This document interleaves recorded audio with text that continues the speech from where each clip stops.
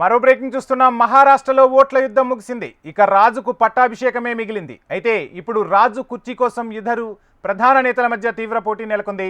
మహారాష్ట్రలో ఘన విజయం సాధించిన మహాయుతి కూటమిలో సీఎం ఎవరన్న దానిపై ఉత్కంఠ కొనసాగుతూనే ఉంది. ఇక ప్రభుత్వ ఏర్పాటుకు మహాయుతి కూటమి సిద్ధమైంది.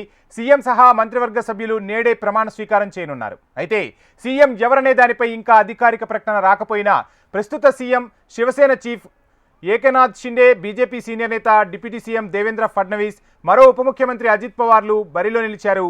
ఫడ్నవీస్, షిండేల మధ్య ప్రధాన పోటీ ఉన్నట్టుగా తెలుస్తుంది.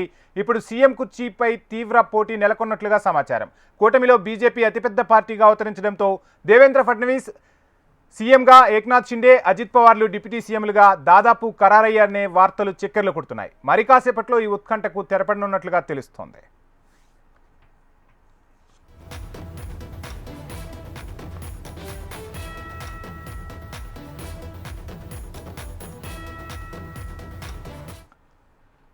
ఇక ప్రస్తుతం మహారాష్ట్రలో ఒక సీఎం, ఇద్దరు డిప్యూటీ సీఎంలు ఉన్నారు. దీంతో ఈ ఫార్ములానే కంటిన్యూ చేయాలని మహాయుతి అగ్రనేతలు భావిస్తున్నట్లు తెలుస్తుంది. కూటమిలో ప్రతి 6 నుంచి 7 మంది ఎమ్మెల్యేలకు ఒక మంత్రి పదవి అనే ఫార్ములా ఖరారైనట్లు సన్నిహిత వర్గాలు తెలిపాయి. దీని ప్రకారం చూస్తే బీజేపీకి 22 నుంచి 24 మంది, శివసేనలో 10 నుంచి 12 మంది, అజిత్ పవార్ ఎన్సీపీ నుంచి 8 మందికి మంత్రులుగా అవకాశం దక్కే అవకాశాలు కనిపిస్తున్నాయి. సీఎం పదవిపై ఏకనాథ్ షిండే పట్టు వీడటం లేదని తెలుస్తోంది. షిండే ప్రభుత్వం తీసుకొచ్చిన లడ్కీ బహిన్ పథకం విజయంలో కీలక పాత్ర పోషించింది. అటువంటి పరిస్థితిలో కూటమి విజయవంతంగా అధికారంలోకి వచ్చిన తర్వాత షిండే తన వాదన బలంగా వినిపిస్తున్నట్లు సమాచారం.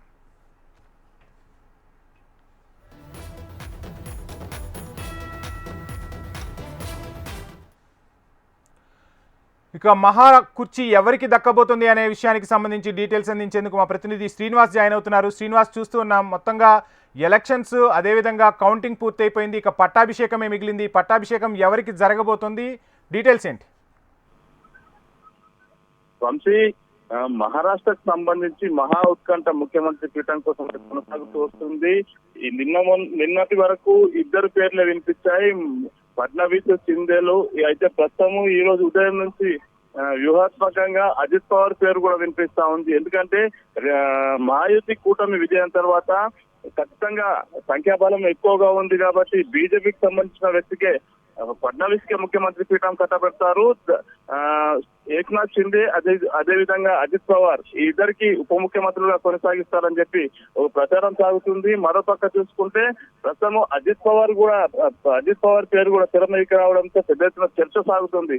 ఫడ్నవీస్ గతంలో 2.5 సంవత్సరాల పాటు కూడా, అంటే ఏకనాథ్ షిండేకి ముందు ఫడ్నవీస్ ముఖ్యమంత్రిగా పనిచేసిన అనుభవం ఉంది. తదనంతరం ఏకనాథ్ షిండే పనిచేశారు. అయితే ప్రస్తుతము ఫడ్నవీస్ అప్పుడు ముఖ్యమంత్రి పీఠము పై లేకున్నప్పటికీ కూడా ఉప ముఖ్యమంత్రి పదవి ఇచ్చినప్పటికీ కూడా ఆయన కంటిన్యూ అయ్యారు. ప్రస్తుతం ఫడ్నవీస్ ని ముఖ్యమంత్రి చేస్తారు, ఏకనాథ్ షిండేని ఉప ముఖ్యమంత్రి చేస్తారనే బలమైన ప్రచారం అయితే సాగుతుంది.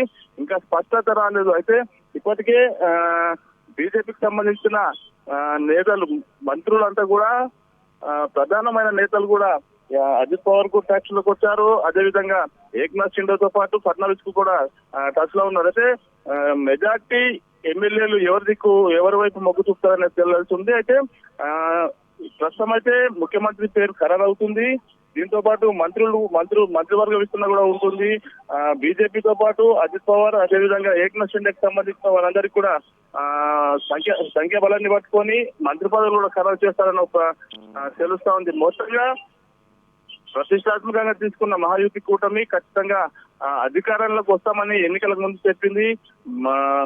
మరాఠా ప్రజలైతే పూర్తిగా కూడా మెజార్టీ ఇచ్చారు కాబట్టి మహాయుతి కూటమికి ఇబ్బంది లేదు. సంఖ్యాబలం ఎక్కువ ఉంది. గత ఎన్నికలతో పోల్చుకుంటే ఈసారి 120 ప్లేస్ బీజేపీకి రావడంతో కొంత చర్చ అనేది తెర మీదకి వచ్చింది. ఫడ్నవీస్ నే ముఖ్యమంత్రి చేస్తారనే ఒక చర్చ నాగ్పూర్ ప్రాంతంలో అయితే సాగుతా ఉంది. దీంతో పాటు ఏకనాథ్ షిండే కూడా పట్టుబదలడం లేదు. ఎందుకంటే గడిచిన 2.5 ఏళ్ల కాలం పాటు ప్రజలకు అందించిన సేవలు, వివిధ అమలు చేసిన పథకాలనే మళ్ళీ అధికారంలో తీసుకొచ్చే తనపై నమ్మకంతోనే మెజార్టీ ప్రజలంతా కూడా మహాయుతి కూటమి మద్దతు పలికారు. తాను తగ్గేది లేదంటున్నట్టుగా కూడా తెలుస్తా ఉంది. అయితే ఏకనాథ్ షిండేకి సంబంధించిన ఎమ్మెల్యేలు వేరువేరుగా ఆయనతో సెపరేట్ గా మీట్ అయ్యారు. అదేవిధంగా అజిత్ పవార్ కు సంబంధించిన ఎమ్మెల్యేలు ఆయనతో కూడా వేరువేరుగా ఫోన్ కాంటాక్ట్లు కానీ మీట్ అవ్వడం కానీ ఇవన్నీ కూడా జరిగిపోయి ప్రస్తుతం అయితే ఆ మహారాష్ట్ర ముఖ్యమంత్రి ఎవరు అనేది మాత్రం ఇంకా తేలాల్సి ఉంది మనకి. Thank you Srinivas.